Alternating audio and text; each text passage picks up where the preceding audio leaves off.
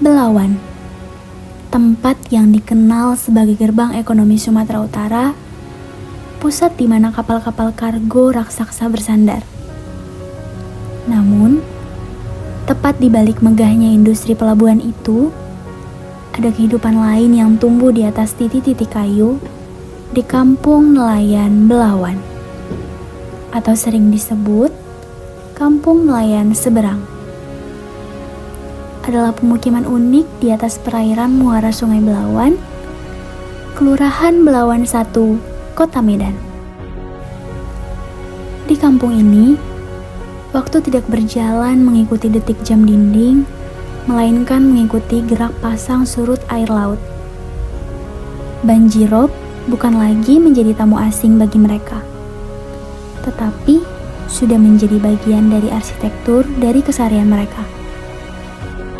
Tiara pernah ada pindah-pindahin barang-barang, nenekin kata.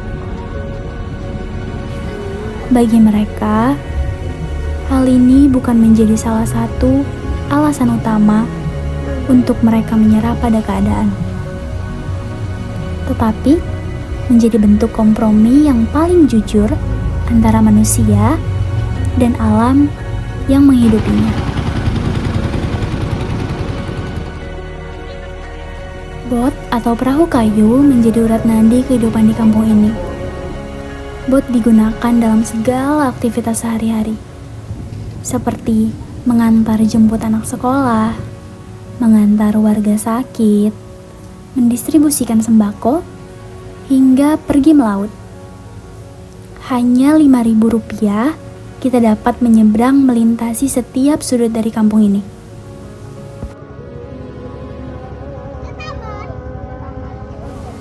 Sebagian besar warga asli dari kampung nelayan adalah mereka yang terlahir dan tumbuh di pemukiman terapung ini, membuat kesehariannya akrab dengan jembatan papan yang menghubungkan antar rumah dan gemercik air muara di bawah kolong tempat tinggalnya.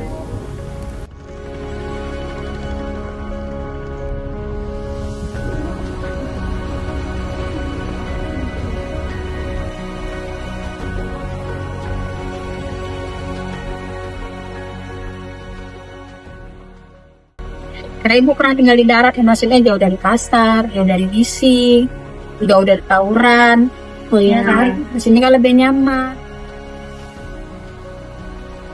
SD ada, SMA ada, TK ada, master ada, masjid, musola, semua ada.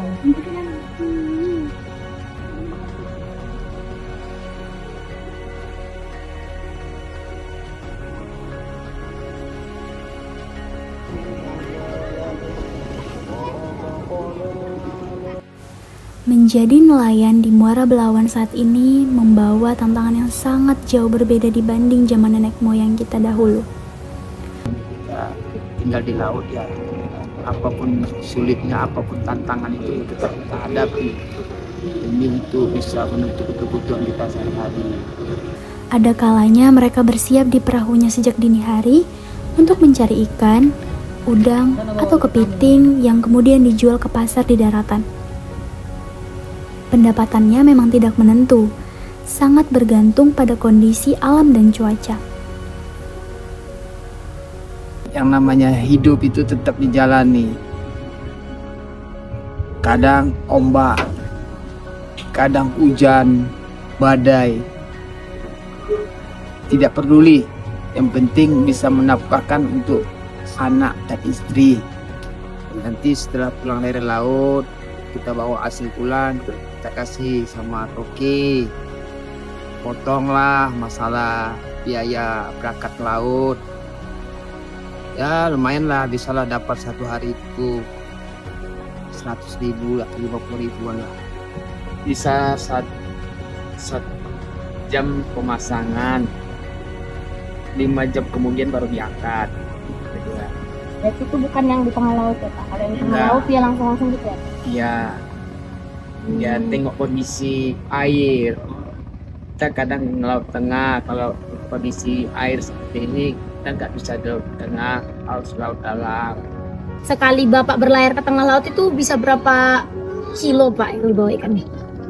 Kalau semasa dulu semasa ikut orang tua melaut ya lumayan banyak, tapi sekarang karena sudah zaman semakin ini alat tangkap semakin canggih ya penghasilan tidak begitu banyak, tapi bisa untuk kebutuhan sehari-hari lah.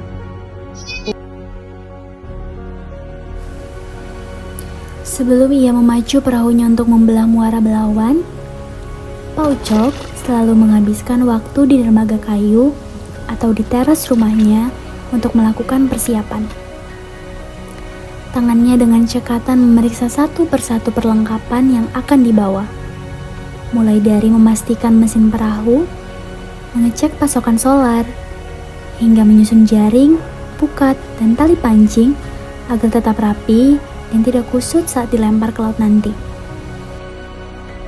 Jadi ini jaring ini yang kita sulam, ini kita jadikan untuk pukat apung. Undangnya itu dihitung supaya bisa menyatu ke pukat. Kalau kami bilang itu apa namanya, uncang, dari uncangnya.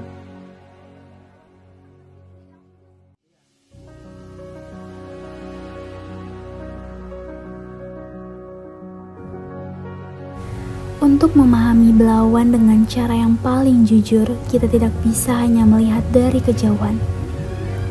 Maka kami memutuskan untuk menyusuri kampung itu dengan berbagai transportasi, mulai dari bus listrik untuk menempuh perjalanan dari kota Medan sampai di pemberhentian terakhir Kampung Belawan.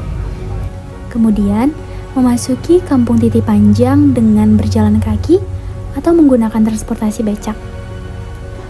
Sampai menyeberang kampung nelayan dengan menaiki bot yang menjadi transportasi utama para warga sekitarnya.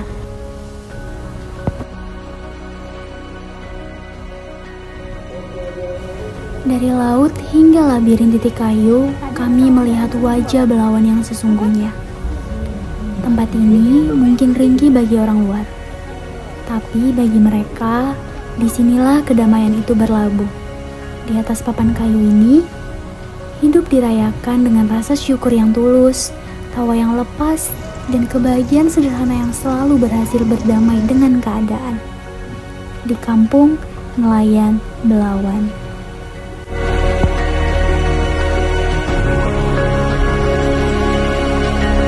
Tapi kalau untuk anak-anak generasi muda ya carilah usaha yang jangan melaut lah, jangan nelayan, carilah kerjaan di darat karena di laut ini sulit.